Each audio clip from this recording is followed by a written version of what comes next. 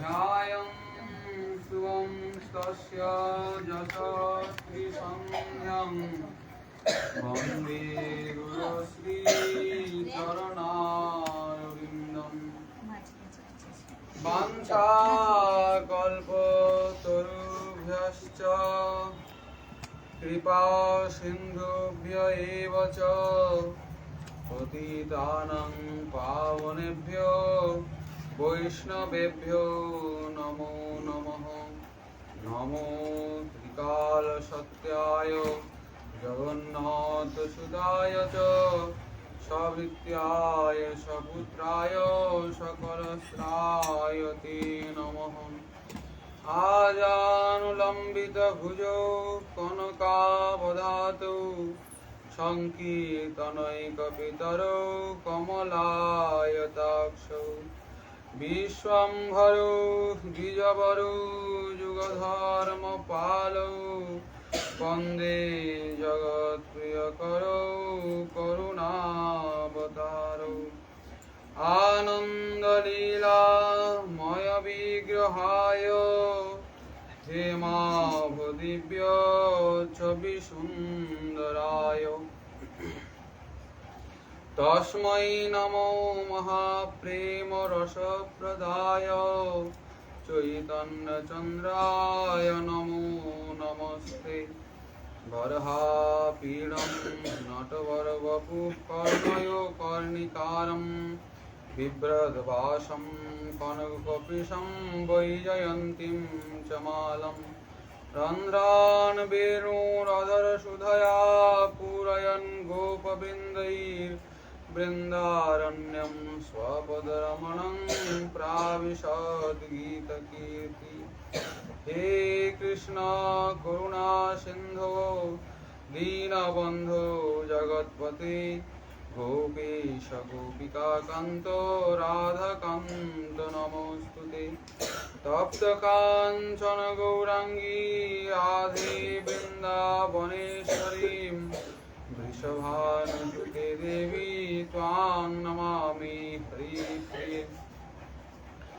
नमो धर्माय महते नमो कृष्णाय वेधसे ब्राह्मणेभ्यो नमस्कृत्यं धर्मान् वक्ष्ये सनातनं नारायणं नमस्कृत्यं नरं चैव नरोत्तमं देवीं सरस्वतीं व्यासं ततो जयमुदीरयेत्।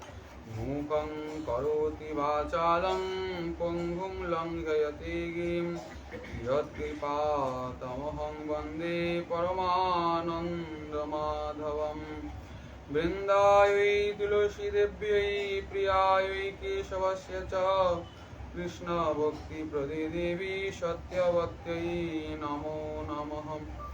जय रूप सनातन भट्ट रघुनाथ শ্রীজীব গোপাল ভট্ট দাস রঘুনাথ এই ছয় গোসাইর করি চরণবন্দন যাহা হইতে বিঘ্ন নাশ অভীষ্ট পূরণ। দুর্গমে পথিমেন্ধস্য স্থলোৎপাদ গতির মুহু সকৃপা যষ্টি দানেন সন্ত সন্তমবলম্বনম।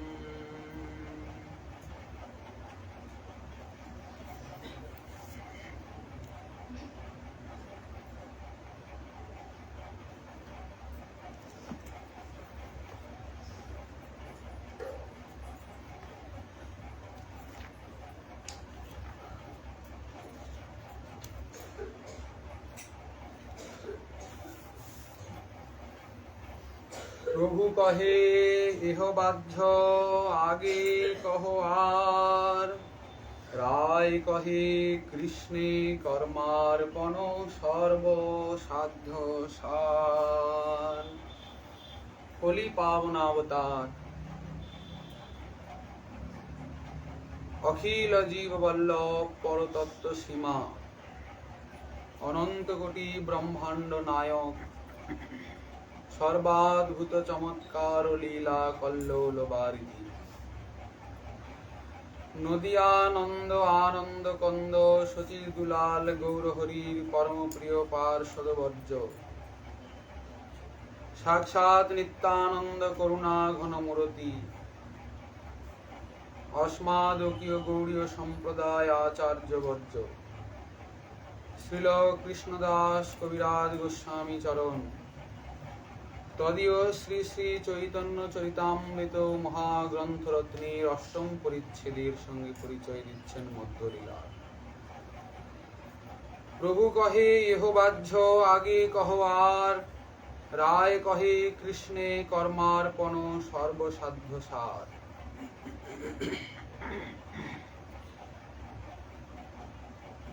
গতকালকে প্রভু যে সাধ্য সাধন নির্ণয় প্রসঙ্গে প্রশ্ন করেছিলেন, রায় রামানন্দের উত্তরে আমরা তার যথাকথঞ্চিত আলোচনা করার প্রয়াস করেছি। রায় রামানন্দ যে উত্তর দিলেন প্রভুকে, স্বধর্ম আচরণে বিষ্ণু ভক্তি হয়, এই যে উত্তর প্রভুর পছন্দ হল না। প্রভু কিছুই না বলে সরাসরি বলে দিলেন এহ বাহ্য, এ বাইরের কথা, আগে কি আছে বলো। আচ্ছা, এই যে প্রভুর সঙ্গে রায় রামানন্দের প্রশ্ন উত্তরী প্রাথমিক পর্যায়, এর যে ক্রমগুলোকে আমাদের কিন্তু মনে রাখতে হবে, নাহলে শেষে যখন রায় রামানন্দ সাধ্য বস্তুর নিরূপণ করবেন তখন বুঝতে অসুবিধে হবে। প্রথমে বললেন বিষ্ণু ভক্তি কি করে হবে? স্বধর্ম আচরণে। প্রথম প্রশ্ন, প্রথম উত্তর। কিন্তু প্রভুর পছন্দ হলো না প্রশ্নের উত্তর। প্রভু বললেন এ বাইরের কথা, আগে কি আছে বলো। রায় কি বললেন তখন? কৃষ্ণে কর্মার্পণ সর্বসাধ্য সার। আচ্ছা, প্রতিটা পর্যায়ে আমাদেরকে কিন্তু আমাদের নিজস্ব আচার আচরণের সঙ্গে মিলিয়ে দেখতে হবে যে আমরা কোন স্থিতিতে আছি। রায় রামানন্দ যে বললেন স্বধর্ম আচরণে বিষ্ণু ভক্তি হয়, অর্থাৎ চার বর্ণ চার আশ্রমে যে যে স্থিতিতে রয়েছেন সেই জায়গায় থেকে যদি সে তার কর্তব্যগুলো সুচারুরূপে পালন করেন তাহলেই তাকে স্বধর্ম করা হলো বটে।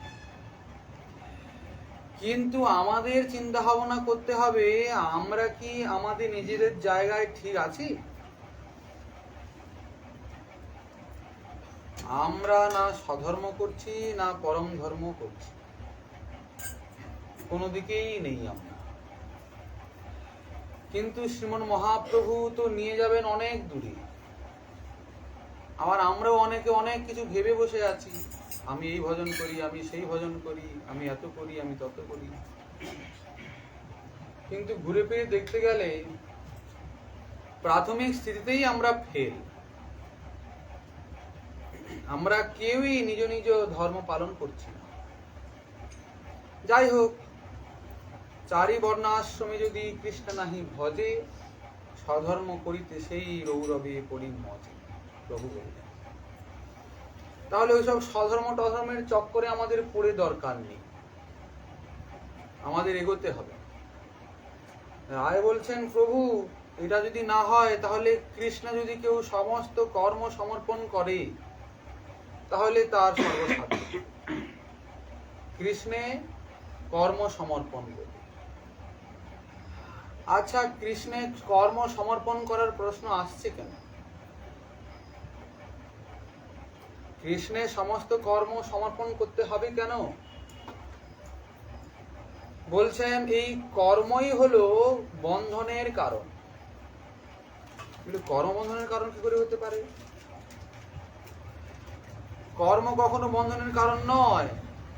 কর্ম করার পরে কর্মের ফলের প্রতি যে স্পৃহা, জয় জয় নিতাই গৌর সীতানাথ প্রণান্দে হরি হরি।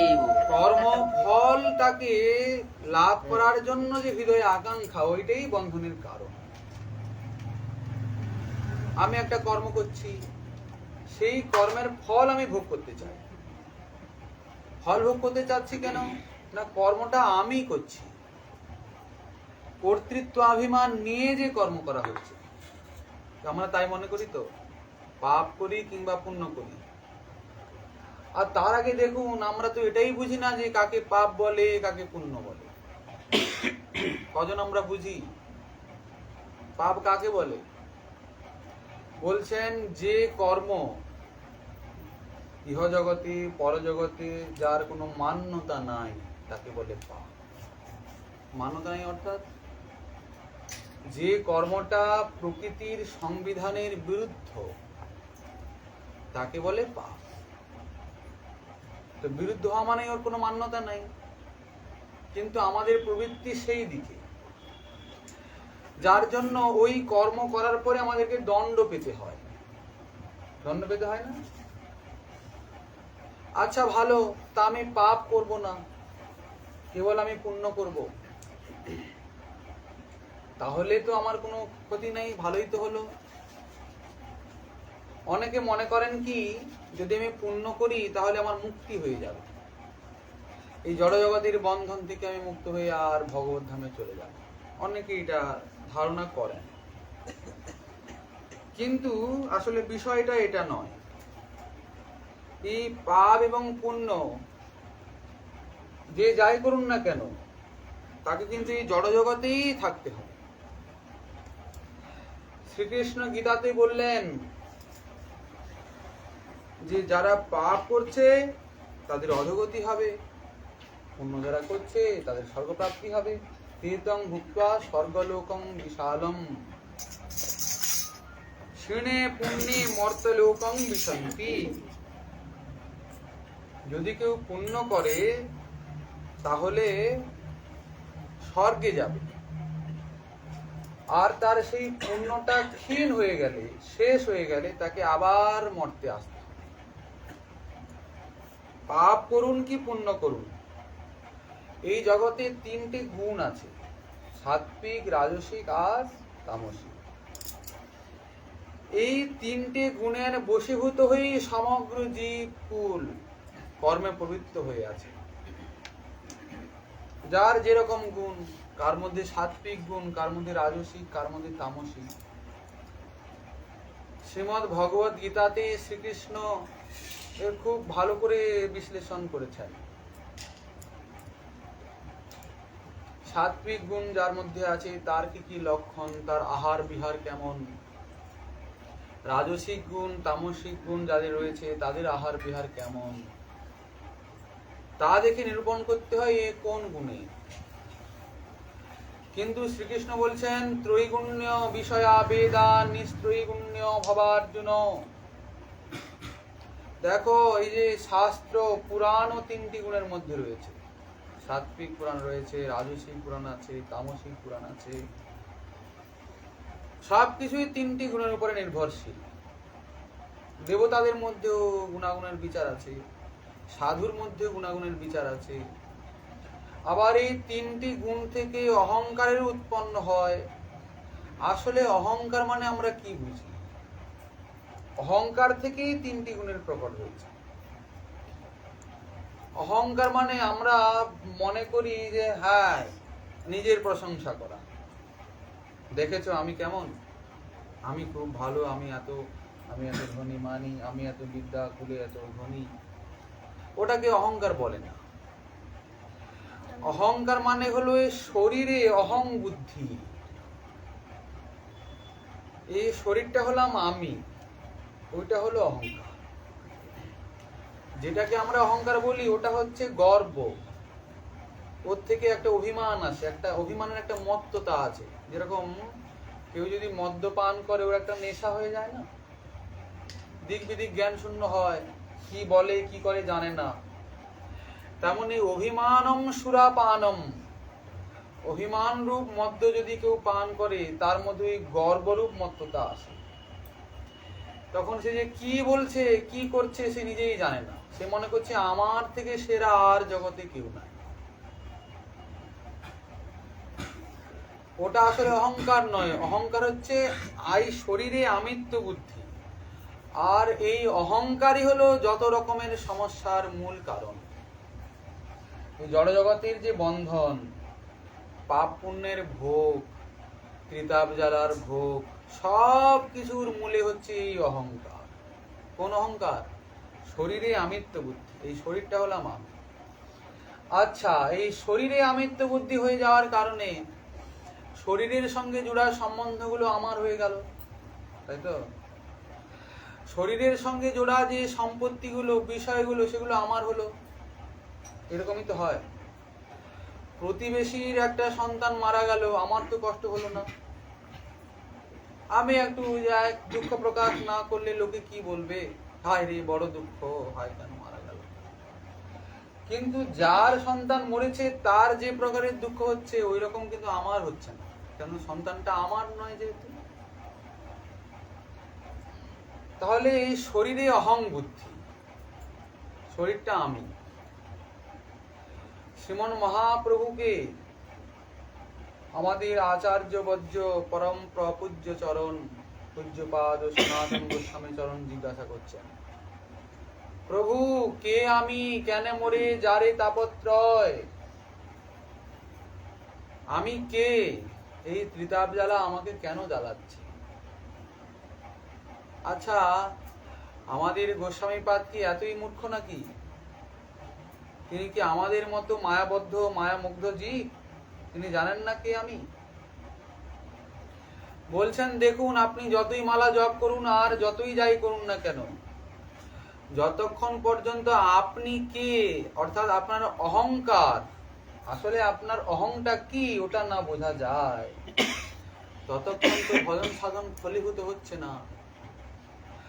কৃষ্ণদাস অভিমান নিয়ে তো ভজন করবেন, তবে গিয়ে তো ভজনে তাড়াতাড়ি সিদ্ধি আসবে।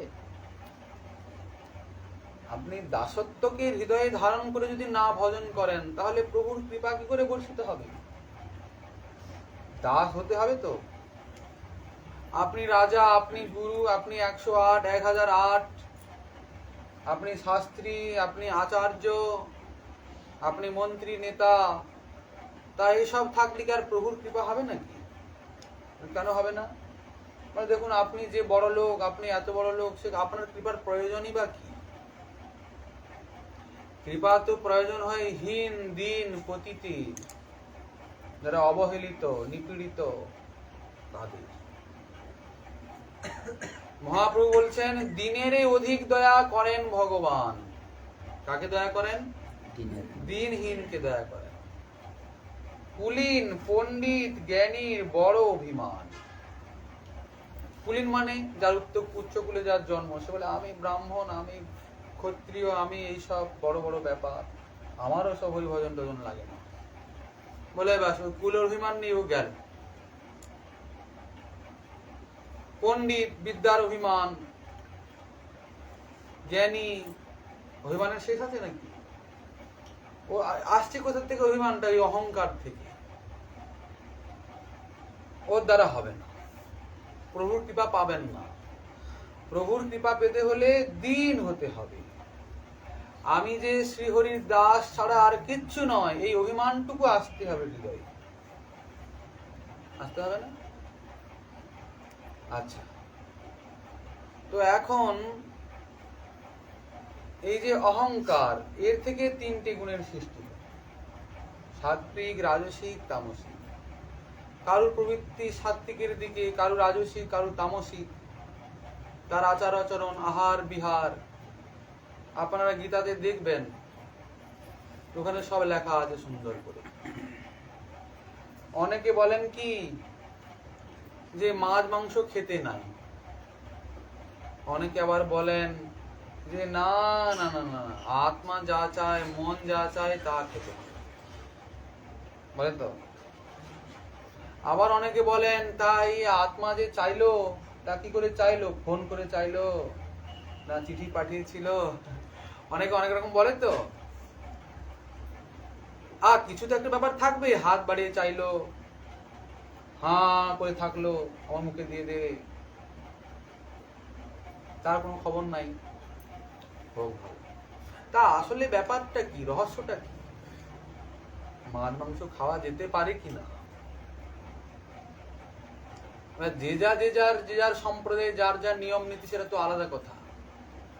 কিন্তু শ্রীমদ্ ভগবত গীতাতে শ্রীকৃষ্ণ তো কোনো সম্প্রদায় বিশেষের জন্য কোনো কথা বলেননি, বলেছেন কি সেখানে কোনো সম্প্রদায় নাই, কোনো ধর্ম নাই, একটা ধর্ম, যেটা আসল ধর্ম, সত্য ধর্ম, সনাতন ধর্ম, সনাতনের নিয়েই তিনি বলেছেন, তাই তো?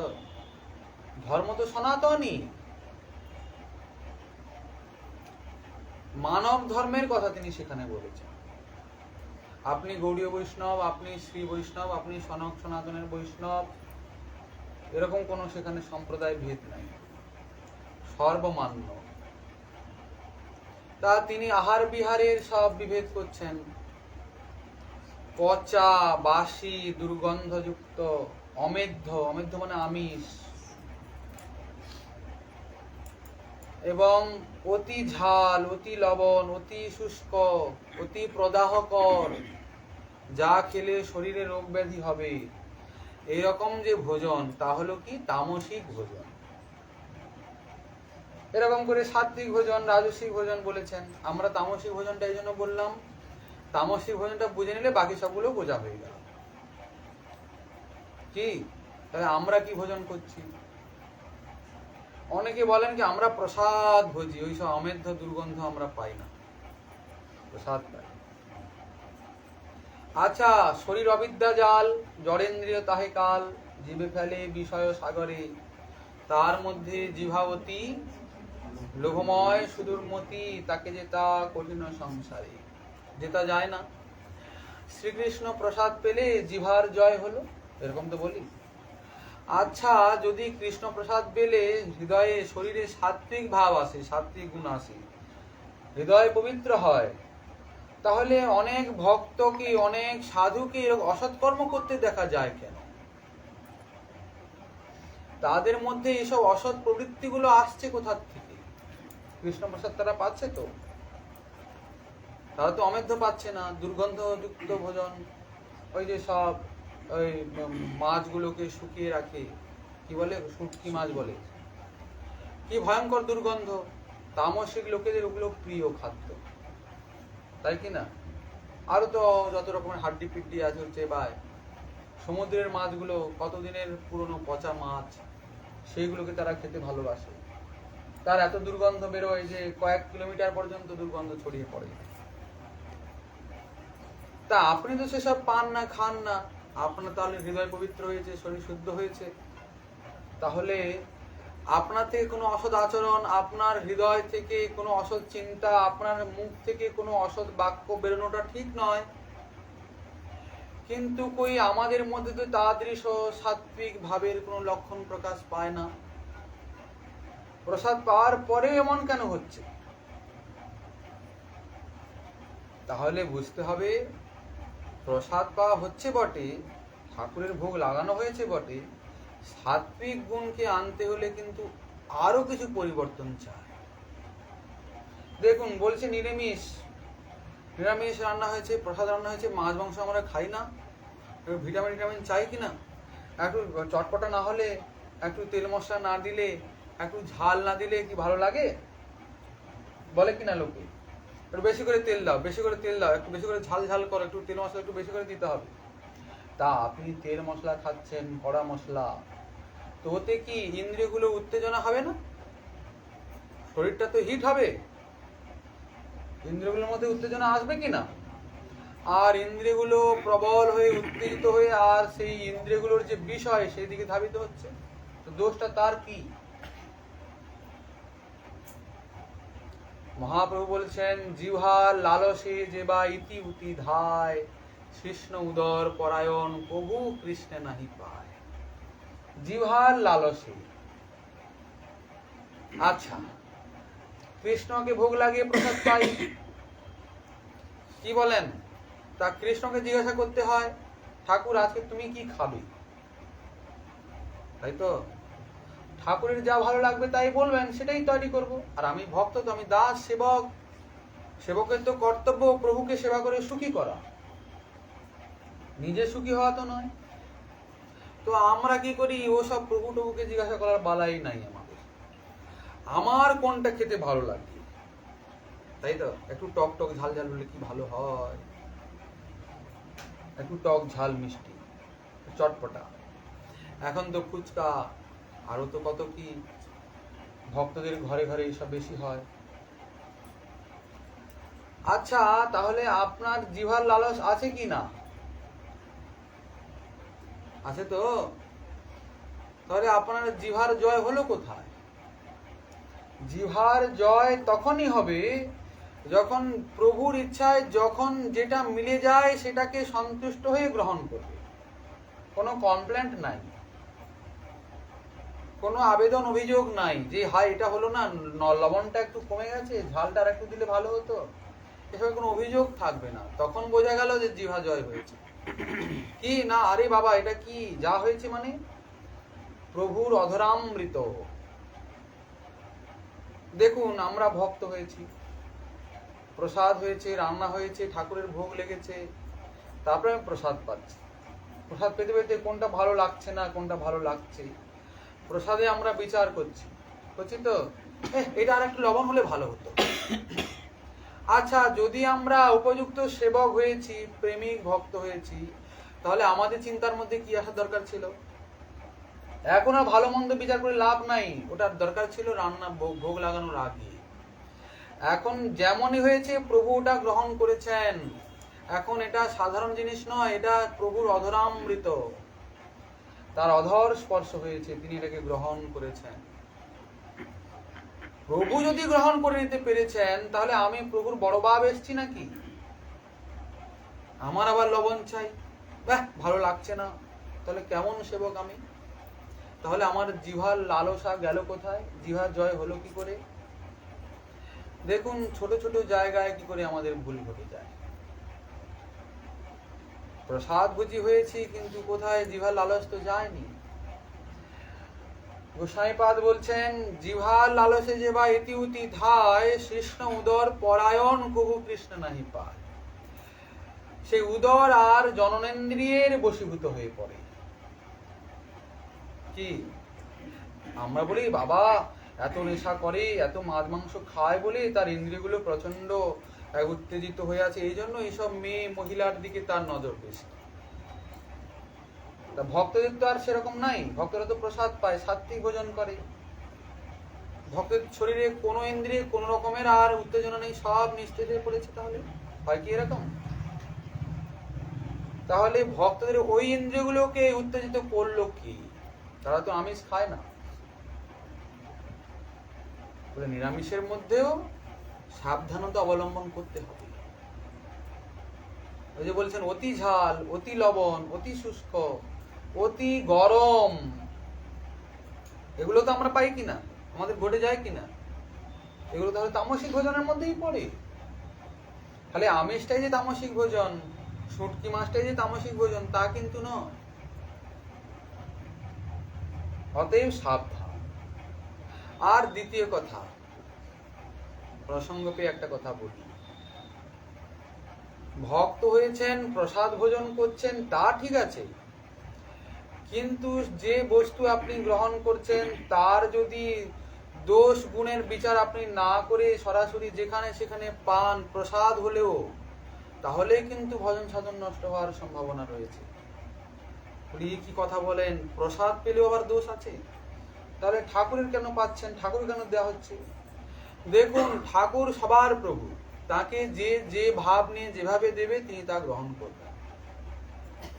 অনেক জায়গায় তো শোনা যায় ঠাকুরের মৎস্য ভোগ লাগে, ঠাকুর তো কোনো কই অভিযোগ করেন না, স্বপ্নে সে গলাটা কাটেন না, কই ঠাকুর পাচ্ছেন। কি এই অনেক বৈষ্ণব সম্প্রদায়, অপসম্প্রদায় আছে, তারাও কি মুকুন্দ সেবা করে। 13টি অপসম্প্রদায় আছে জানেন তো, তাদের কি মুকুন্দ সেবা, মৎস্য দিয়ে বৈষ্ণব সেবা হয়। তাদের মৎস্য ঠাকুরের সামনে ভোগ হয়, বলে মুকুন্দ সেবা হচ্ছে। এ কি আমিষ নাকি? এ তো গঙ্গা ফল, লোকে বলে।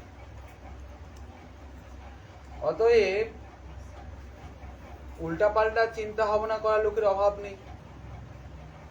কিন্তু আমার করণীয়টা কি? আমার যে সম্প্রদায়, আমার যে পরম্পরা, তাতে কি রুল রেগুলেশন রয়েছে? আমাদের তো মুকুন্দ সেবা টেবা নয়, আমাদের তো কাতলা মাছ দিয়ে বৈষ্ণব সেবা নয়। আমরা শুনেছি কাতলা মাছ দিয়ে বৈষ্ণব সেবা। আচ্ছা, তো তবে আমাদের কি করতে হবে? আমাদের তো সদাচার, প্রসাদ ভোজি হতে হবে। প্রসাদ ছাড়া কিছুই পাবো না, প্রসাদ ভোজির হাতে ছাড়াও প্রসাদ পাবো না। তিনি যদি ব্রাহ্মণও হন, ও ব্রাহ্মণ টাম্মন মাথায় থাক, তার হাতেও আমরা প্রসাদ পাবো না। আর যদি চণ্ডাল হয়, কিন্তু যদি সদাচারী হয়, শ্রীকৃষ্ণ ভক্ত হয়, শুদ্ধ ভক্ত হয়, তাহলে আমাদের কোনো দ্বিধা নাই তার হাতে প্রসাদ পেতে। মানুষে বলেন যে আমরা নাকি মানুষকে ঘৃণা করি, এরা মানুষকে ঘৃণা করে, কি এমন দেখো ভক্ত ফুটেছে, মানুষকে ঘৃণা করে, মানুষকে ছোঁয় না, এরকম বলে। না, আমরা যেভাবে মানুষকে ভালোবাসি আপনারা আর বাঁচতে পারবেন না এভাবে। আপনাদের ধারণাটা ভুল হচ্ছে, এজন্য বলছেন যে আমরা ঘৃণা করি।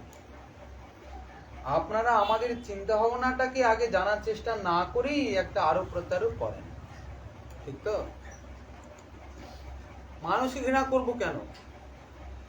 মানুষকে কেন করব? যদি করতে হয় সবাইকে করব। আমাদের দৃষ্টিভঙ্গি ওই রকম নয়। আমরা শ্রীমন মহাপ্রভুর দাসানুদাস। প্রভু বলেছেন, জীবে সম্মান দিবে জানি কৃষ্ণ অধিষ্ঠান। জীবকে সম্মান দিবে কি রূপে? শ্রীকৃষ্ণের অধিষ্ঠান জেনে। জীব মানে মানুষের কথা বলেননি, জীব মানে সমগ্র জীবগুলির কথা বলেছেন। স্থাবর জঙ্গম, বৃক্ষলতা, পশু পক্ষী, কীট পতঙ্গ, সবার মধ্যেই গোবিন্দ বিরাজ করেন। ভক্তরা একটা পিঁপড়েকে মারতে ভয় করেন, ভয় করেন না? অনেক সময় দেখা যায় রাস্তা দিয়ে চলতে চলতে আমরা গাছের পাতাটাকে ছিঁড়ে ফেলি, এক ডালাটাকে টেনে দিই, ভেঙে যায়। ভক্তরা কিন্তু ওই বিষয়ে সাবধান থাকে। হায় হায় হায়, একটা পত্র ছিঁড়ে দিলাম, ওই বৃক্ষটার কত কষ্ট হচ্ছে। আমরা যখন গোবিন্দ সেবার নিমিত্ত তুলসীর চয়ন করি, তখনও আমরা ভগবতী তুলসীকে প্রার্থনা করি। তুলসী মৃত জন্মাসি, আমরা প্রার্থনা করি কিনা? শেষে আমরা ক্ষমা প্রার্থনা করি কিনা, যে আমি আমার ঠাকুরের সেবার জন্য আপনার শ্রী অঙ্গ থেকে যে পত্রটাকে চয়ন করলাম, সেই পত্র চয়নজনিত যে দুঃখ আপনার হলো, তার জন্য আপনি আমাদের ক্ষমা করুন, আমরা বলি। তাহলে আপনাকে ঘৃণা করি, মানুষকে ঘৃণা করি বললেন কি করে? আসলে কি আমাদেরকে সদাচার রক্ষা করতে হয়। যদি কেউ মলমূত্র ত্যাগ করে, তাকে শৌচ করতে হয়। কলিযুগে তো শুচিতা নাই। দেখুন, যে গৃহে, যে ব্যক্তির মধ্যে পবিত্রতা নাই, শুচিতা নাই, তার হৃদয়ে, তার শরীরে, তার গৃহে কোনোদিন শান্তি থাকবে না। যদি কোটিপতিও আপনি হন, কি মানুষ কি এখন অভাব আছে? লক্ষ লক্ষ টাকা মানুষের রয়েছে, এখন আর গরিব তেমন কেউ নেই। তা লক্ষ লক্ষ টাকা মানুষের আছে, তবু অশান্তি কেন? প্রতিটা ঘরেই অশান্তি, প্রতিটা ঘরেই দুঃখ, নাই নাই নাই, ঠিক বলছি তো? কেন? টাকা থাকলেই তো শান্তি হয় না। টাকাই তো, অর্থ তো অনর্থের মূল। দেখুন, ওই অর্থ দিয়ে আমরা অনর্থ ইনকাম করছি, আবার ওই অর্থ দিয়ে পরমার্থ কেনা যায়। কিন্তু ওই রাস্তা তো আমরা দেখছি না, আমরা তো অনর্থের দিকেই যাচ্ছি। আপনি হিন্দু লোক, আপনি সনাতনী লোক, আপনি এ লোক, আপনি সে লোক, আগে যে আপনার ধর্ম, তার পরিভাষাটা বুঝুন। সুচিতা দরকার আছে কিনা? পবিত্রতা চাই কিনা? 36 বার পায়খানার থেকে চলে আসছি, যেই কাপড়ে সেই কাপড়ে এসে ঠাকুর পূজা করতে বসে যাচ্ছি, ঠাকুরের ঢুকে যাচ্ছি, ভোজন করছি, কোনো নিয়ম নাই আমাদের। এমনকি যদি কেউ পেচ্ছাবও করে, তাহলেও শৌচ করতে হয়। আমরা যদি মূত্রত্যাগও করি, তাহলেও আমাদের শৌচ করতে হয়। আর আপনি মদ্য মাংস ভক্ষণ করে, আর যেই কাপড়ে আপনি পায়খানায় গেলেন, সেই কাপড়েই আপনি গোটা ঘর চন্দন করছেন, তাহলে আপনাকে করে স্পর্শ করতে পারি বলুন তো? তাই তো? এই যে আমি নিজের সদাচারকে নিজে রক্ষা করার জন্য সাবধান থাকলাম, ওটা আপনার মনে হয়ে গেল আপনাকে ঘৃণা করছি, তাই এটাই মনে হয় তো? আসলে আমি ঘৃণা টিনা করছি না, কিন্তু নিজেকে আমি সাবধান করছি আপনার থেকে নিজের সদাচারটাকে রক্ষা করার জন্য। আচ্ছা মশাই, আপনি যে এত সদাচার সদাচার বলছেন, তা আপনার এই সদাচারে হয়টা কি? সদাচার মানে কি? নিজের পবিত্রতা, তাই তো? আবার সদাচারের আরেকটা অর্থ রয়েছে সৎ আচার, সৎ আচরণ, কায় মনোবাক্যে। শরীরের দ্বারা যেগুলি শুদ্ধতা আছে সেগুলো শুদ্ধ রাখতে হবে, শরীরটাকে শুদ্ধ রাখতে হবে। কি?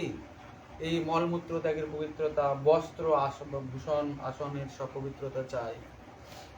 এই একটা কাপড় পরলাম আর তা থেকে কি দুর্গন্ধ বেরোচ্ছে, বারবার সেটা পড়ছি, সেটা ঠাকুরের কাছে যাচ্ছে, ওরকম কিন্তু নিয়ম নয়। অপবিত্র অবস্থায় ঠাকুরের সেবা হয় না। কাপড় চোপড়, আমি যেখানে থাকি, বিছানা, এইসব গুলোকে সবসময় পরিষ্কার পরিচ্ছন্ন রাখতে হবে। এটা শরীরের পবিত্রতা। মনের পবিত্রতা কি? মনের দ্বারা কারোর প্রতি বিদ্বেষ ভাবাপন্নতা হব না। মনের দ্বারা কারোর প্রতি মাৎসর্য পরায়ণ হব না। পরের উৎকর্ষে আমার সহ্য হবে না, এরকমটা যেন না হয়। মনের দ্বারা কারোর প্রতি অসৎ চিন্তা ভাবনা করব না। ঠিক তো? এটা কি? মানসিক সদাচার। আর বাচিক কি? কাউকে কটু কথা বলবো না, প্রাণে আঘাত লাগে এমন কথা বলবো না।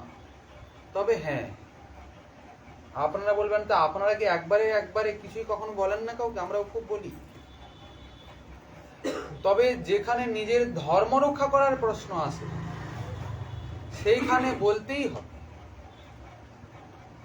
আপনার তিলক চেটে নেবে, আপনার শিখাটাকে আজ ছিঁড়ে ফেলবে, আপনার গলার তুলসী মালিকাটাকে টেনে ছিঁড়ে ফেলবে, নাকি আপনি যে বৈষ্ণবীয় বেশভূষা ধারণ করেছেন তা নিয়ে নিন্দা করবে, আপনার শিববিগ্রহকে মন্দির থেকে তুলে ফেলে দেবে, তা আপনি কি তখনও সদাচার পালন করে বসে থাকবেন নাকি? মনের দ্বারা খারাপ ভাববেন না, মুখের দ্বারা খারাপ বলবেন না? তখনও যদি আপনি সদাচার বলেন, তাহলে আপনার ধর্মই তো থাকলো না। ধর্মটাকে রক্ষা করার জন্যই তো সদাচার পালন করতে হয়।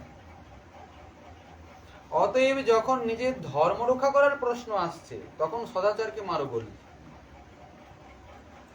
তখন কায় মনোবাক্যে আগে নিজেকে রক্ষা করো, ধর্মকে রক্ষা করো। কিন্তু ভজন করতে হলে সদাচার পালন করতেই হবে। যারা অসৎ আচরণ করে, আচ্ছা ধর্ম মানে কি? সৎপথ তো? ধর্ম মানে সত্য, পবিত্র তো, শুদ্ধ তো, অহিংসা তো। আর অসৎ আচরণ মানে অধর্ম। অধর্ম মানেই অসৎ আচরণ, অধর্ম মানেই পাপ, অধর্ম মানেই হিংসা, অধর্ম মানেই মাৎসর্য, তাই তো? তা আগে আপনি ধার্মিক হন, তারপরে তো ভক্ত হবেন। কি? আগে তো ধর্মটাকে বুঝতে হবে, ভক্ত তো বহু পরের কথা। আগে আমরা নিজের স্থিতিটাকে বিচার না করে আগে আমরা দৌড়েছি কোথায়? ভক্তি করতে। আগে কর্মটাকে শুধরানো হোক, আগে সৎ কর্মের দিকে উন্মুখ হই, তাই কি না? আমার কর্মটা পবিত্র হোক। লোক ঠকানো, কারোর জীবনটাকে কেড়ে নেওয়া নিজের ইন্দ্রিয় তৃপ্তির জন্য, এগুলো কি ধর্ম না অধর্ম? আমাদের শাস্ত্র বলেন অহিংসা পরম ধর্ম। পরম ধর্মটা কি? অহিংসা। তা আমরা তাহলে হিংসা করছি না অহিংসা করছি? বলি খুব বড় আমি সনাতনী, আমি হিন্দু। আপনার ধর্মের তো পরিভাষাই হলো অহিংসা, অসত্য। অহিংসা করা যাবে না, অসত্য কথা বলা যাবে না, সূচি থাকতে হবে, পবিত্র থাকতে হবে। কিন্তু আমাদের প্রতিটা আচরণ কেমন? সব ধর্ম বিরুদ্ধ। এদিকে আমরা বড় বড় নিজেকে আমি সনাতনী বলে ঢাক দেখাই, তাই কিনা? রাস্তায় মিছিল বের করি, সনাতনী সনাতনী, ভাবে হয় না। যদি সনাতনী নিজের ধর্মটাকে ঠিক ঠিক পালন করত, যথাবস্থিত হয়ে, তাহলে রাস্তায় বেরোতে হতো না, ঠিক কিনা? অন্যান্যদের দেখুন, তারা মনে করে এটা আমাদের ধর্ম, কিন্তু ধর্ম তো সনাতন। সনাতন থেকেই সবার উৎপত্তি। সনাতন মানে কি? যার আদি নেই অন্ত নেই, যে ছিল, আছে আর থাকবে, তাকেই তো সনাতন বলে। সেইখান থেকেই সব এসছে, বাকিরা সব সম্প্রদায়। যাই হোক, সে যাই মনে করুক, সম্প্রদায় মনে করুক, ধর্ম মনে করুক, কিন্তু সে তার জায়গায় নিষ্ঠার সহিত পালন করছে কিনা, তার যেভাবে তার পূর্ববর্তী আচার্য, তার পূর্বের যত লোক তারা যেটা শিখিয়েছে তারা করছে। কিন্তু আমরা সনাতনী হয়ে আমরা করছি কি? আজকে সনাতন ধর্ম বিলুপ্তির পথে, তাই না? কেন? কেননা আমরা নিজেরা নিজেদের ধর্মকে পালন করছি। যারা ধর্ম করছেন, আমরা সনাতনী হয়ে করছি কি তাদের পেছনে বেশি করে লাগছি। বিধর্মীরা কিন্তু এত লাগে না পেছনে, আমাদের স্বধর্মীয়রা যত পেছনে লাগে। এই আমাদের তিলক মালা, আমাদের ভজন সাধন বাইরের লোক বলে না, আমাদের ঘরের লোক বলে, আমাদের আত্মীয় স্বজন বলে, পাড়া প্রতিবেশী বলে, গ্রাম বলে, বন্ধু বান্ধব বলে। এসব কি? এসব বাজে জিনিস, এসব খারাপ জিনিস, এসব বন্ধ করো। কি করো? মায়ার দাস হও, হিংসা বিদ্বেষ এইসবের রাস্তাকে ধরো, চুরি ডাকাতি লোক ঠকানোর রাস্তাকে ধরো, মানুষকে দুঃখ দেওয়ার রাস্তা ধরো, সেটাই হচ্ছে আসল কাজ। অবিদ্যা, অস্মিতা, রাগ, দ্বেষ, অভিনিবেশ সেই সবের রাস্তা ধরো। পবিত্র হওয়া চলবে না, সাত্বিক ভোজন করা চলবে না, ওইসব করা যাবে না। তোমাকে এই করতে হবে। এটা চলছে কি না প্রতি ঘরে ঘরে? যারা ধর্ম করছেন তারা আজকে উৎপীড়িত, নিপীড়িত, শাসিত, তাই তো? স্বচ্ছন্দে তারা ধর্মের যাজন করতে পারছেন না। এই পুরস্কার আমরা নিজ ধর্মের লোকেদের কাছ থেকে পাই, অন্যদের কাছ থেকে নয়। আমি আমার কথা বলছি, আজ পর্যন্ত কোনো বিধর্মী আমার বিরোধিতা করেনি। বিরোধিতা করেছে নিজেদের লোক, নিজের সম্প্রদায়, নিজের জাতি, নিজের ধর্মের লোক। তো তাহলে ধর্ম টিকবে নাকি? ও যতই আপনি সনাতনী সনাতনী বলে ঢাক পেটান, ওই ফেসবুক, ওই ইউটিউব, আরো কত কি সব রয়েছে, ওই সবে বড় বড় কথা লেখা যায়, ধর্ম কর্ম সম্বন্ধে বড় বড় কথা লেখা হয়, অনেক সময় শুনি। ওই সব তো করার আমাদের সময় থাকে না, আমরা শুনি অনেক সময়, জানেন এমুক এই কথা লিখেছে, আমাদের হাসি পায়। এতই যদি ধর্মপ্রাণ লোক রয়েছে, তাহলে আজকে ধর্মের এমন অবস্থা কেন? তাই তো? সমস্যা কোথায় দেখছেন তো? অতএব আগে নিজের জায়গাটাকে পরিষ্কার করতে হবে।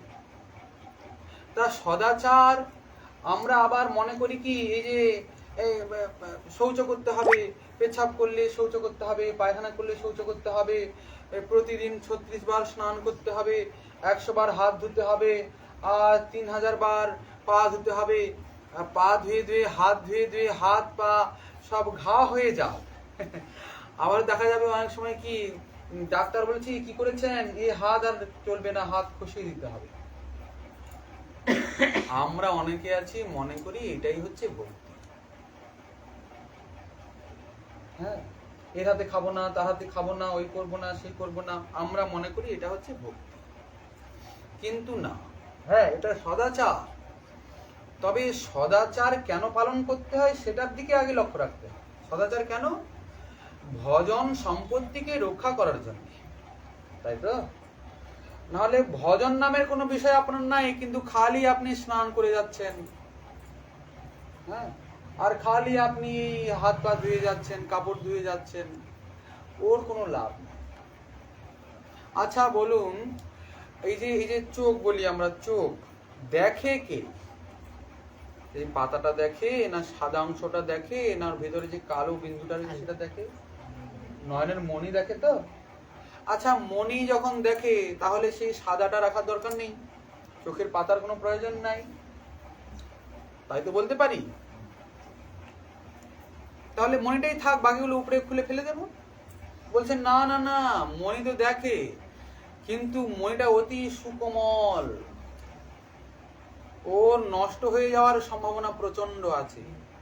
কি, যদি কিছু আঘাত লেগে যায় আর ও দেখা বন্ধ করে দেবে। চোখের পাতা দেওয়া হলো কেন? সে মণিকে রক্ষা করবে বলে, তাই তো। দেখুন, একটা বল দৌড়ে আসছে, আর চোখে লাগার আগেই মণিটা, ওই পাতাটা বন্ধ হয়ে যায়, কারণ ওর কাজই হচ্ছে ওই মণিটাকে রক্ষা করা, তাই তো। আমাদের শ্রীমন নিত্যানন্দ বংশাবতংশ প্রভুপাদ 3 কোটি গোস্বামী চরণ খুব ভালো দৃষ্টান্ত দিয়েছেন। সদাচার আর ভজন, ভজন 50, সদাচার 50, এই নিয়েই আমাদের এই ভজন জীবনের কলে গড়িত হচ্ছে।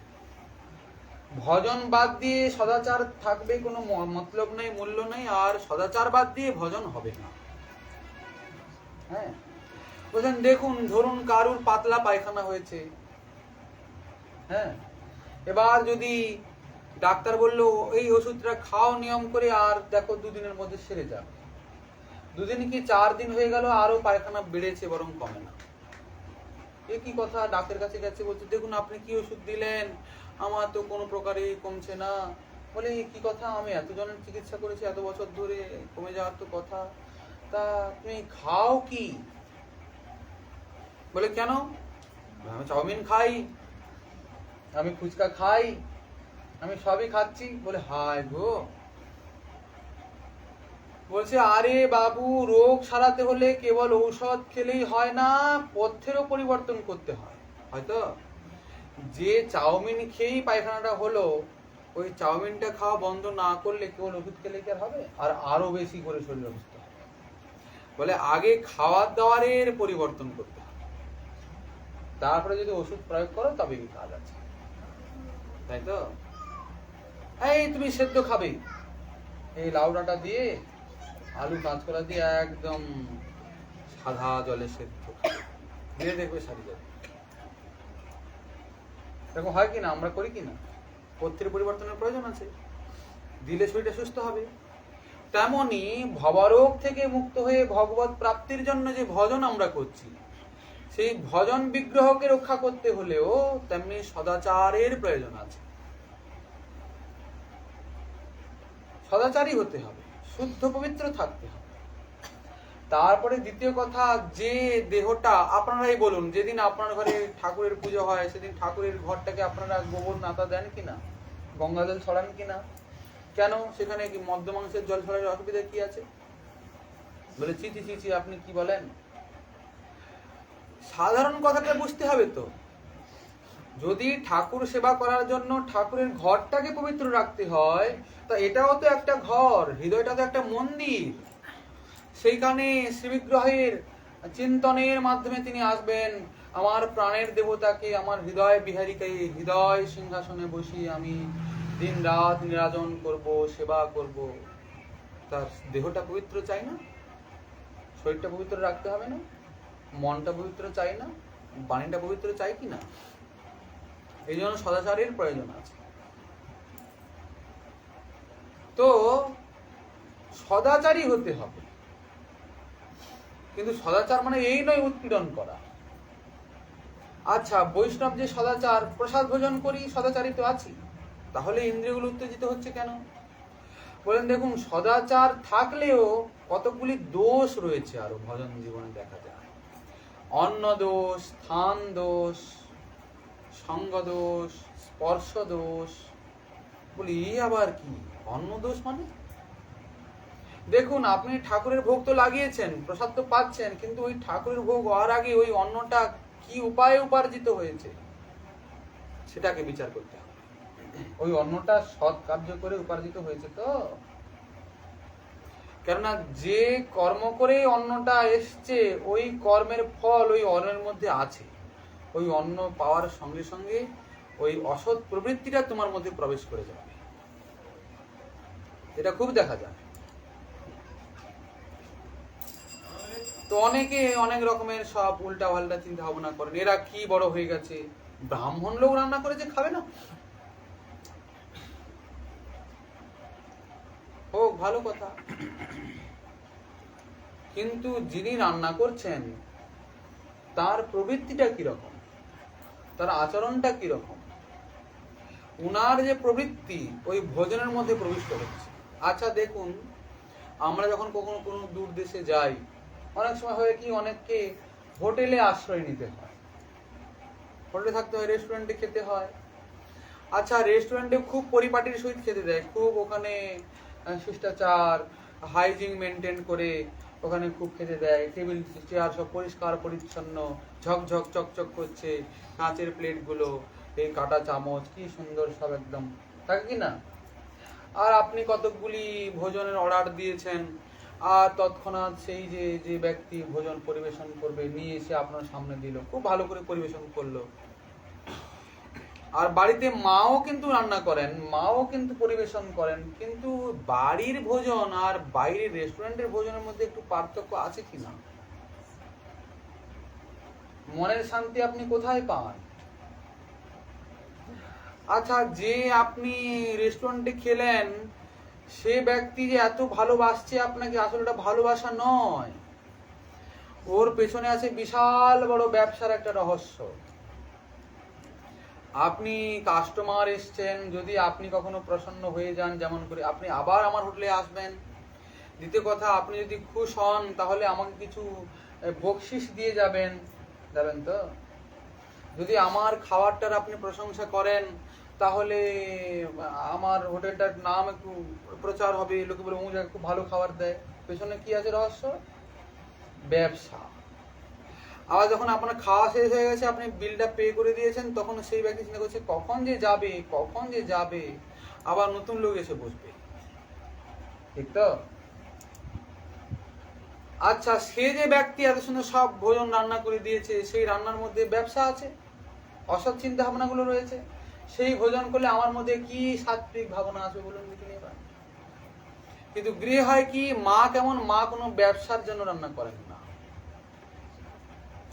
এই জগতে যত লোক চাকরি করে, যত লোক কর্ম করে, সবাই বেতনভুক্ত, কিন্তু একটাই মাত্র ব্যক্তি যার কোনো বেতন নাই, কিন্তু সে 24 ঘন্টা পরিশ্রম করে।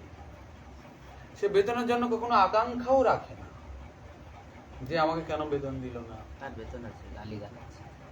যদি বলেন বেতন আছে, হ্যাঁ এটাই বেতন, বাজে কথা শুনতে হবে, ছেলে এসে ছেড়ে দিয়ে যাবে, স্বামী এসে ছেড়ে দিয়ে যাবে, এতক্ষণ হলো না কেন, হয় না? তিনি হলেন বিনা বেতনের কর্মচারী, বেতন তো নেন না, আবার উপরন্তু কত প্রেম দিয়ে, কত ভালোবাসা দিয়ে আমার স্বামী এটা ভোজন করবে, আমার সন্তান এটা পাবে, করেন তো? আচ্ছা, সেই ভোজন করলে আপনার হৃদয়ে শান্তি আসে কিনা? কেন? ওখানে মমতা আছে, প্রেম আছে। ঠিক তেমনি বৈষ্ণব, আপনি ভক্ত, আপনি বড় প্রসাদ ভোজি, আপনি প্রসাদ পাওয়াচ্ছেন আমাকে, কিন্তু আপনার হাতে, আপনি ভক্ত প্রসাদ ভোজি, প্রসাদ পাওয়ার পরে আমার ভিতরে যে চিন্তাটা ছিল, একটা যে চিন্তন হতো, ভগবানের চিন্তন হতো, সেটা কেমন যেন একটা হারিয়ে গেল, অসৎ চিন্তা আসছে কেন? তাহলে আপনার মধ্যে, আপনার ভোজনের মধ্যে গন্ডগোল আছে। এই জন্য আমরা বড্ড ভয় পাই সব জায়গায় প্রসাদ পেতে। লোকে খুব আগ্রহ করে, প্রসাদ পাবেন না, প্রসাদ পাবেন না, অমঙ্গল হবে, এ হবে, সে হবে, কিন্তু আমাদের ভয় হয়। কেননা দেখুন, অনন্ত জন্ম, অনন্ত অনন্ত জন্ম ধরে আমরা এই জড়জগতে পরিভ্রমণ করছি, এই জড়জগতে 84 লক্ষ জনিতে সুযোগ পাইনি হরি ভজনে, এই জন্য জন্মমৃত্যু চক্রে আবর্তিত হতে হচ্ছে। এবারে কোনো কারণে কি জানি, কি ভাগ্য ছিল, কি কর্ম ছিল জানি না, প্রভু কৃপা করে ওনার চরণে একটু মতি করিয়ে দিয়েছেন, একটু মতি করিয়ে দিয়েছেন। তো যদি আচার্য চরণের কৃপায়, যদি গুরু বৈষ্ণবের আনুগত্যের থেকে উনাদের আদেশ আজ্ঞাকে পালন করে যদি কিছু করা যায়, সেই প্রচেষ্টা আমাদের। এই জন্য আমাদের এত সাবধান থাকবে। দেখুন, ভক্ত বৈষ্ণবকে একটু কষ্ট স্বীকার করতেই হবে। অনেক সময় হয় কি, ভোজনের সময় পেরিয়ে গেছে, খুব খিদে লাগছে, তবুও নিজেকে একটু কষ্ট স্বীকার করে ধৈর্য ধরে থাকতে হয়, কেননা সদাচার রক্ষা করতে হবে। হৃদয়ের যে চিন্তা ভাবনাটা ওটাকে রক্ষা করতে হবে। আচ্ছা, আপনারা ভাবেন তো আপনি বাণী টানিয়ে বলছেন এত কথা, এত করতে পারবো না, তাহলে তোমার হরিভজন মাথায় থাক। দেখুন, আমরা যে কথাগুলো বলছি এগুলো সবার জন্য কিন্তু নয়। যারা যারা হরিভজনের প্রাথমিক স্থিতিতে আছেন বা যারা আসেননি এখনো, যারা জানেন না আসলে কি বিষয়, তাদের ক্ষেত্রে কিন্তু এই কথা নয়। যারা ভজন করছেন, যারা ভজন করে তার ইষ্টের সেবাকে লাভ করতে চান, তাদের জন্য এই কঠোর নিয়ম পালন করতেই হবে। করতে হবে না? যে ব্যক্তি মাধ্যমিকের পরীক্ষা দেবে তাকে একটু রাত জেগে পড়াশোনা করতে হবে না? করতে হবে তো। কিন্তু সমস্যার বিষয় হলো অনেকে মনে করেন কি যে ব্যাস নিরামিষ খেলেই বুঝি ভগবানকে পাওয়া যায়, গলায় মোটা মোটা তুলসীর মালা নিলেই বুঝি ভগবানকে পাওয়া যায়, অনেকে আমরা মনে করি। কিন্তু আসলে ওইরকম কিন্তু নয়। আসলে ব্যাপারটা কি, গুরু বৈষ্ণবের চরণের থেকে আগে সেটা বুঝতে হয়। দিলে কোন সদাচার পালন করলে ভজন হবে, কোন আচরণে ভজন চলে যাবে, এই বিষয়গুলো তখন বোঝা যায়। বুঝতে পারছেন কি? আমাদের মীরাবাইয়ের একটা খুব সুন্দর ভালো পদ আছে। হরিভজন কেমন জিনিস, হরিভজন করে কিভাবে তাকে পাওয়া যায়, তার আসলে ভগবানকে প্রসন্ন করতে হলে ভগবানের কিটা প্রয়োজন, কি করলে উনি প্রসন্ন হন, সেটা আগে বুঝতে হবে। নিজের মন গড়ন কিছু কিছু করলে হবে না। বলে টাক মাথা করলে ভগবানকে পাওয়া যাবে না? বলে না না না, প্রেম যোগে সেবা করিলেই কৃষ্ণ পাই।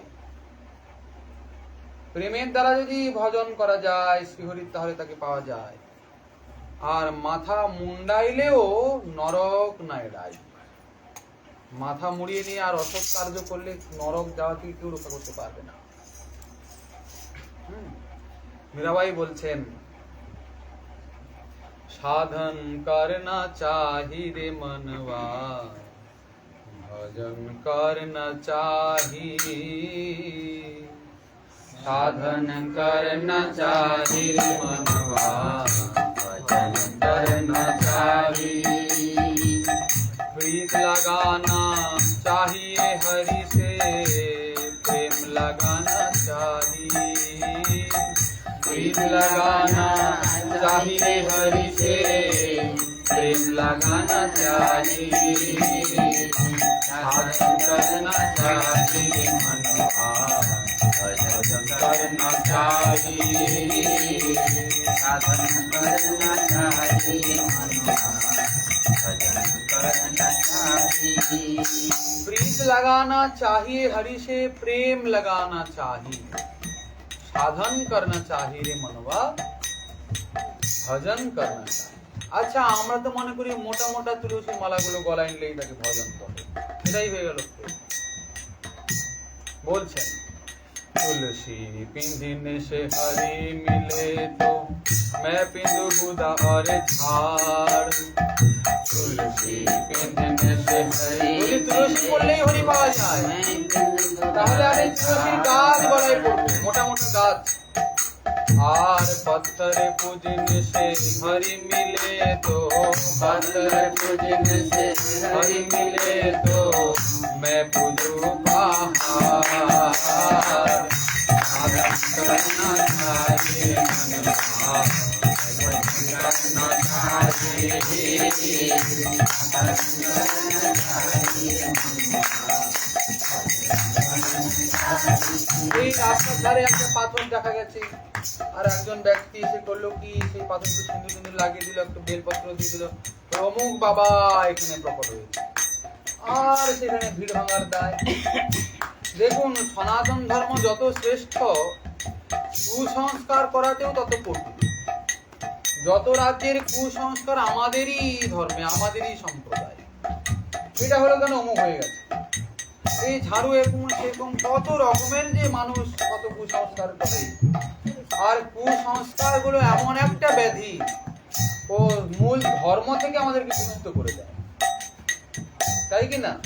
একাদশীর ব্রত যদি কোনো সধবা নারী করে, ওর স্বামী মারা যায়, কত রকম কত কথা লক্ষ্য করে। আচ্ছা, যদি একাদশীর ব্রত না করে তাহলে ওর স্বামী অমর হয়ে যাবে, তো অমর হয়ে যাবে। তো এগুলো কি কুসংস্কারের কথা? তো বলছেন ওই সব নয়, পাথর পুজো করলে যদি হরি পাওয়া যায় তাহলে আমি পাহাড়ের পুজো করবো, মীরাবাই বলছে। বলে দেখুন, আপনি যাই বলুন তাই বলুন, নিরামিষ তো খেতেই হয়, নিরামিষ না খেলে কখনো হরি পাওয়া যায় না, কথা কি? তিরন ভখন কে হরি মিলে তো বহুত রহে হ্যায় হাজার। তিরন ভখন কে হরি মিলে তো বহুত রহে হ্যায় হাজার। এই দেখুন, যদি ঘাস পাতা খেলে হরি পাওয়া যায়, ছাগল গরু কি খায় তবে? ছাগল গরু ঘোড়া তারা তো ঘাসই খায়। তিরন ভখন কে হরি মিলে তো বহুত রহে হ্যায় হাজার। অনেকে বলে বাবা আমি বড় ত্যাগী, আমি বউ বাচ্চা স্ত্রী পুত্র সব ছেড়ে আর বনবাস করি।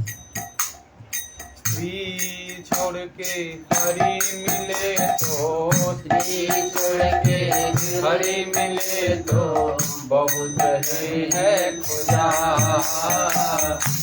आरम करना चाहिए मनवा, आरम करना चाहिए, आरम करना चाहिए। কি ছেড়ে দিলে যদি হরি পাওয়া যায়, তাহলে যারা নপুংসক তাদের তো স্বামীও নাই স্ত্রীও নাই, তারা হরি পেয়ে আর হরি প্রেমে গড়াগড়ি যাচ্ছে কি? বলেন না, স্ত্রীকে ছেড়ে দিলেও হরি পাওয়া যাবে এরকমটা ভাববেন না। বলে তাহলে আমি জানেন তো প্রতিদিন নিয়ম করে 100 বার স্নান করি। 100 বার? বলে হ্যাঁ। আর আমি তো 5 বার করি। পেচ্ছাপ করতে গেলে স্নান করতে হবে, পায়খানা করতে গেলে স্নান করতে হবে, কাউকে স্পর্শ করলে স্নান করতে হবে, রান্না করলে স্নান করতে হবে, প্রসাদ পেলে ভোজন করলে স্নান করতে হবে। স্নান করে করে আমার বাবু ভজন হচ্ছে। যদি কেউ এটা মনে করেন তাহলে ভুল ভাবছেন। নিত নহানে সে হরি মিলে তো, নিত নহানে সে হরি মিলে তো মানে প্রতিদিন ক্ষণে ক্ষণে সবসময় স্নান করে তো হরি পাওয়া যায়। নিত নহানে সে হরি মিলে তো জল জন্তু হই। আচ্ছা, জলে যারা বাস করে, মাছ চাঙ্গা জলেই তো ডুবে আছে, দিন রাত স্নান করছে, তারা হরি পাচ্ছে কি? মা হরে কৃষ্ণ বলে, চিমনি হার আছে বলে কি? কচ্ছপটা হরে কৃষ্ণ বলে? বলে না। তাহলে দেখুন, আমি তো নিরামিষও খাই না, কিছু খাই না, স্নান করা বাদ দিন, আমি তো ফল খেয়েছি। আর ফল মূল খাকে হরি মিলে তো, फल मूल खाके हरि मिले तो पागुर मंदराई। साधन करना चाहिए मनवा, भजन करना चाहिए, साधन करना चाहिए भजन करना चाहिए। বাদুড় ফলের গাছে ঘুরে থাকি না, ফলগুলো খেয়ে চলে যায় রাত্রে। তা বাদুড় হরে কৃষ্ণ বলে তো? কৃষ্ণ প্রেমে নাচানাচি করে কি? ওই শোনা তো যায় না। বলে দেখুন, আমি ফলও খাই না আর নিরামিষও খাই না, আমি কেবল দুধ পান করে বেঁচে আছি। বড় কঠিন তপস্যা করি আমি। दूध पीने से हरि मिले तो बहुत वंश बाला। दूध पीने से गरु बाछुर खाয়, দুধ খায়। দুধ খেলেই যদি হরি পাওয়া যায়, তাহলে গরু যে বৎস বাছুর গুলো প্রতিদিন 4 বার করে হরি পাচ্ছে, দেখা যায় কি? मीरा कहे बिना प्रेम से ना मिले नंद लाला। साधन करना चाहिए मनवा, भजन करना चाहिए,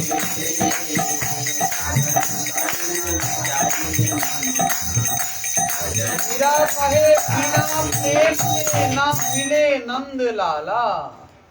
बिना प्रेम से ना मिले नंद लाला। ও আপনি ডেলি যতই স্নান করুন, যতই ফল খান, যতই আর ঘাস ফুস খান না কেন, সবজি টবজি খাওয়া যায় না, ঘাস ফুস সেদ্ধ করে খায়, ওতে কিচ্ছু হবে না। কি করে হরি মিলবে? সাধু হ্যাঁ, ভক্তি বিনা কৃষ্ণ কহু নহে প্রেমোদয়, প্রেম বিনা কৃষ্ণ প্রাপ্তি অন্ন হইতে নয়। প্রেম চাই। অতএব সেই প্রেম প্রাপ্তি কি করে হয় সেই দিকে লক্ষ্য রেখেই আমাদের সাধন ভজন এগোতে হবে। প্রেম প্রাপ্তির জন্য যে সদাচারের কথা আচার্যগণ নিরূপণ করেছেন সেই সদাচারই পালন করতে হবে। আচ্ছা দেখুন, আমাদের যে বিষয়ের আলোচনা সাধ্য সাধন তত্ত্বের নিরূপণ, রায় রামানন্দের সম্পদ, ওই কথার মধ্যে কিন্তু এত কথা নাই আমরা যা বলছি। আমরা তো এক দু কথায় ওই জায়গায় পৌঁছে যাব, কিন্তু যেহেতু আমাদের হাতে সময় রয়েছে সেই জন্য আমরা এর মাঝখানে যে বিষয়গুলি অতীব প্রয়োজন প্রসঙ্গ পেয়ে আমরা সেগুলোর কিঞ্চিত আলোচনা করার চেষ্টা করছি, যাতে আমাদের পথ চলায় একটু সুবিধা হয়। নাহলে শ্রীকৃষ্ণে কর্মার্পণ ও এক দু কথাই বলা যেতে পারে। ভগবদ গীতার একটি শ্লোকের উদ্ধৃতি করেছেন রায় রামানন্দ, যৎ করোসি যৎ স্নাসি যৎ জুহসি দদাসি যৎ যৎ তপস্যসি কুন্তেয় তৎকুরুষ সমদর্পণম। গীতাতে শ্রীকৃষ্ণ বলেছেন। ওই শ্লোকটা বলে দিয়েই তিনি খালাস করলেন।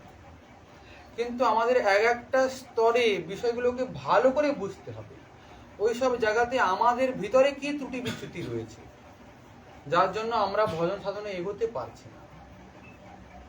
যাই হোক, আমাদের ধারাবাহিকতা কিন্তু এভাবেই একটু বিস্তৃত ভাবেই চলবে, কিন্তু আমাদের এই ক্রমটাকে মনে রাখতে হবে। প্রভু কি প্রশ্ন করছেন, রায় কি উত্তর দিচ্ছেন, ওটা কিন্তু আমাদের মূল সূত্র।